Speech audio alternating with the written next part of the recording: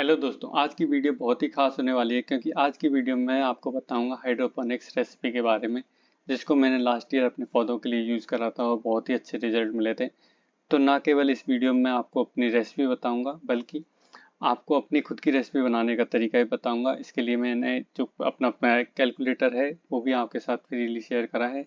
तो शुरू करते हैं। तो सबसे पहले आपको जो कैलकुलेटर का मैंने लिंक डिस्क्रिप्शन में दिया है उसको आप अपने ब्राउज़र में खोल लेंगे। यहाँ से आपको इसमें व्यू ओनली आएगा।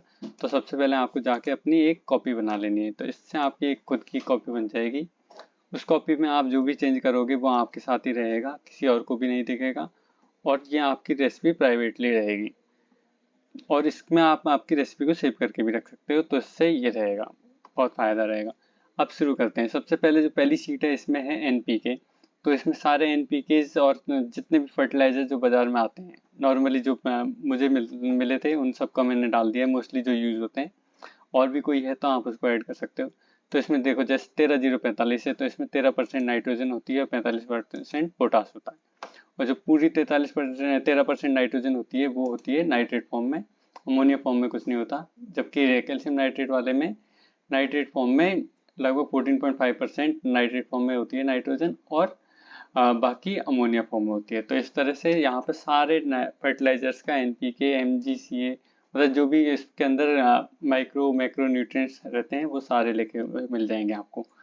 उनकी मैंने रेट्स भी लिखी हुई है। नॉर्मली जो मैंने खरीदे थे तो क्या रेट पे मिले थे मैंने इस हिसाब से रेट लिख रखी है।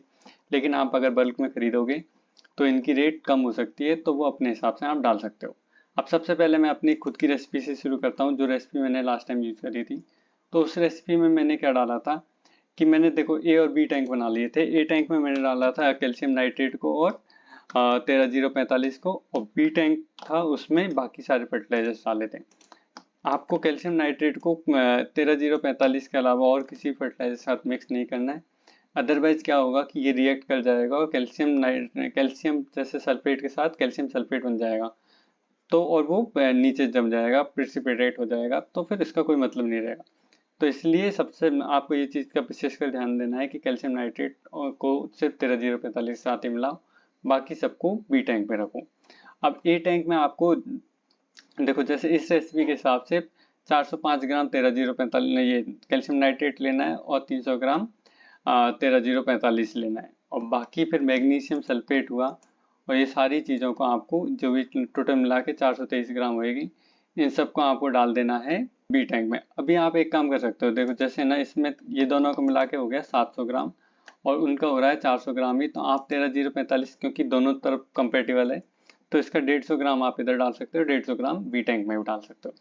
तो ऐसे भी कर सकते हो ताकि बैलेंस रखने के लिए। अब फिर नेक्स्ट क्या करना है आपको, नेक्स्ट ए और बी टैंक बना लेने हैं, उनमें ये मिक्स करने हैं फर्टिलाइजर, और आप उस जो ये दोनों आपके स्टॉक टैंक बन जाएंगे। इस स्टॉक टैंक में से आपको फर्टिलाइजर लेना है और इक्वल क्वांटिटी में, मान लो 100 ml ले लिया और एक बाल्टी भर के पानी लिया, उसमें मिक्स करा, उसकी ईसी चेक करी, ईसी मान लो आपकी रिक्वायर्ड रेंज में आ गई। नॉर्मली छोटे पौधों को 1000 से 1500 के बीच में डालते हैं और बड़े पौधों को 1500 से लेकर 2500 तक की या 4000 तक पे भी चल जाते हैं, पौधे के ऊपर डिपेंड करता है। तो उसी से पानी डालना होता है। तो आप मान लो 150 ml डालोगे तो वो कितना आ रहा है उसके हिसाब से आप ईसी देख लोगे, उसके हिसाब से आप 2-3 बार डालोगे तो आपको पता चल जाएगा कि कितने पानी से कितना ईसी बनता है।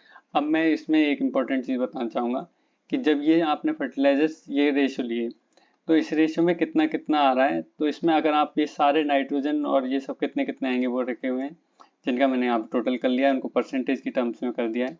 तो परसेंटेज की टर्म्स में देखेंगे तो आपको 22% इसमें नाइट्रोजन रहेगा, 11% इसमें फास्फोरस रहेगा और 38% पोटास रहेगा। नॉर्मली देखो, इनिशियल स्टेज में पौधों को फास्फोरस की रिक्वायरमेंट ज़्यादा रहती है, बाद में फास्फोरस की रिक्वायरमेंट कम हो जाती है। तो इस इनिशियल में आपको हाई फास्फोरस वाली डोज देनी है, लेकिन ये मतलब नॉर्मली बड़े पौधों के लिए ही है, मतलब एक इनिशियल 8-10 दिन के बाद के पौधों के लिए। तो उसके लिए मैंने ये रेसिपी यूज़ करी थी।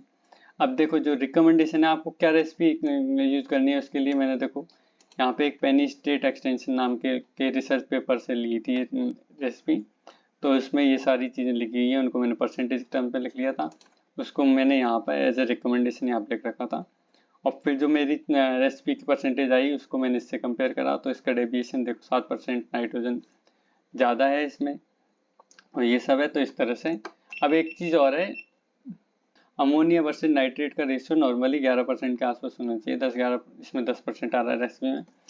तो इससे क्या होता है कि अगर मान लो ये रेशियो कम रहेगा तो आपके जब ये पौधे जब इसमें से ना न्यूट्रिएंट्स लेंगे तो जो बचे हुए पानी का ईसी मतलब पीएच बढ़ता चल जाएगा। तो अगर आप ये 10-11% के आसपास रखोगे इस रेशियो को तो वो वाली समस्या नहीं आएगी।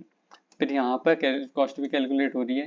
फिर आपको ये जब आप प्रैक्टिकली डालोगे तो आपको पता चल जाएगा कि 10 लीटर पानी में 1000 ईसी का पानी 10 लीटर बनाने के लिए आपको कितना कितना ml लग रहा है। मैं आपको प्रैक्टिकल डेमो करके दिखाऊंगा कि कैसे मैंने रेसिपी बनाई है। तो सबसे पहले मैंने देखो 2 टैंक ले लिए, एक ये ए बी कर लिया मैंने, इसको रेड कलर वाले को ए और बी दोनों को बराबर क्वांटिटी एक जैसे टैंक लिए और दोनों में ही बराबर क्वांटिटी का मैंने पानी भर दिया है।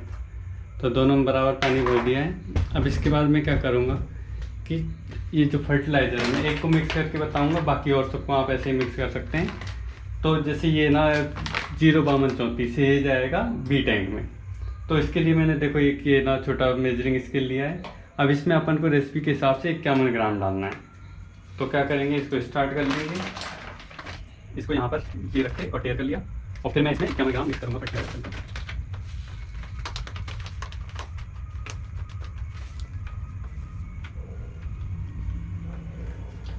एग्जैक्ट देखो 51 ग्राम होगी ये क्वांटिटी। तो इसको मैं इसमें क्या करूँगा, डाल दूँगा बी टैंक में और फिर इसके बाद मैं इसको अच्छे से मिक्स कर लूँगा इस डंडी से। तो इसी तरीके से आपको सारे फर्टिलाइजर्स मिक्स कर लेने हैं। जब ये दोनों टैंकों में मान लो देखो सारे फर्टिलाइजर आपने मिक्स कर लिए, अज्यूम करते हैं अभी के लिए कि दोनों टैंकों में फर्टिलाइजर मिक्स कर लिए। अब ये आपका ये स्टॉक टैंक है, ये आपके बन के तैयार हो जाएंगे एक बार।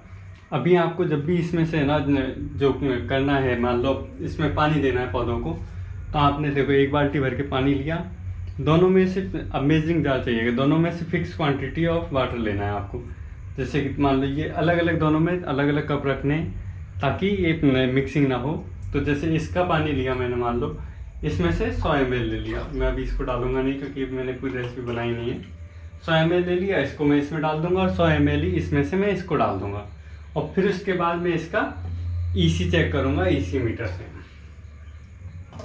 ईसी मीटर से मैं इसका ईसी चेक करूंगा। अभी तो देखो ये तो आरओ वाटर है तो इसका तो कुछ ईसी है नहीं, लेकिन फिर बाद में इसमें ईसी चेक कर लूँगा मैं। इसकी ईसी जो मान लो मेरे को फर्टिगेशन करना है, नॉर्मली छोटे पौधों में 1500, 1000, 2000 के आसपास, 1500 से मतलब 1000 से 1500 के बीच के ईसी का पानी देना होता है। और बड़े पौधों में आप 2000, 2500 पौधों की स्टेज के हिसाब से दे सकते हो। तो उसके हिसाब से मैं इसमें क्वांटिटी डालूंगा। अगर मान लो 100 ml से इसमें ईसी बराबर नहीं आया है, मान लो 700-800 ही रह रहा है, तो इसमें मैं 150 ml डालूंगा। तो आप 1-2 बार डालोगे तो आपको आइडिया लग जाएगा। अब उसके बाद आपको पीएच भी चेक करना है। पीएच में अगर ये मान लो कम है पीएच इसका, मतलब ज़्यादा है पीएच, तो उस केस में जैसे अभी देखो 7.5 आ रहा है, फर्टिलाइजर मिक्स करने के बाद इसमें थोड़ा सा पीएच कम आएगा। लेकिन अगर स्टिल वो बहुत ज़्यादा है, मान लो 6.5 के ऊपर है, तो उस केस में आपको क्या करना है, इसमें एसिड मिलाना है। तो इस तरह से आपका स्टॉक टैंक बन जाएगा और मिक्स करके डालना है पौधों में। बहुत आसान है, कोई झंझट नहीं है, दोनों में से बराबर क्वांटिटी लेनी है हमेशा और वो पानी में ले लेनी है। तो होप आपको ये अच्छा लगा होगा। अगर वीडियो अच्छी लगी है तो इसको लाइक करें, सब्सक्राइब करें चैनल को, ताकि आगे भी ऐसी बहुत सारी चीज़ें आपको देखने को मिलती रहें।